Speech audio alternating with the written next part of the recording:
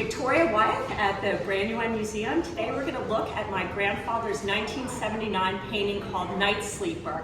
This would be an example of magic realism. What's magic realism? Well, I guess the definition differs on each person, but for my grandfather, he said it's when you take reality and you shake it up a little bit. So Andy always said, I paint my life. How is this an example of that?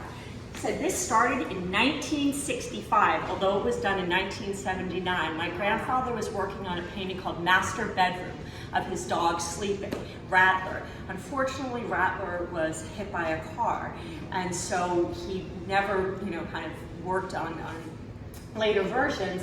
Then in 1979, he woke up one night and he saw our dog Nellie sleeping on the floor. And he said there's just something about a dog when it kind of rests its head, on itself and its paws crossed. So he did a little watercolor study of that, and then he went upstairs onto the second floor of our house. And we used to have these things, they're called press beds, P-R-E-S-S beds, and it looks like this, a cubby hole. So he's looking out the window, and this is the view out of the room on the second floor of my grandparents' house. And he said, I looked at our mill in the moonlight, and I started thinking about when I was a young man, and I used to take night sleeper train cars.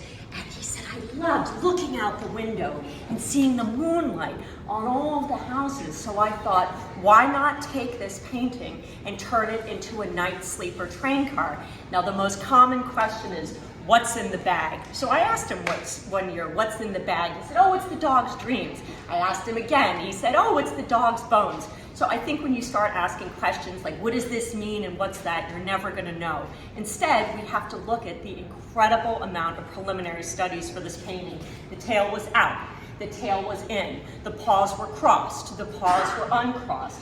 My favorite part of the painting is the little teeny lights that are on in that house in the distance. The other thing to point out to you is this is done at, as I mentioned, at my grandparents' house in Chaddsford, Pennsylvania.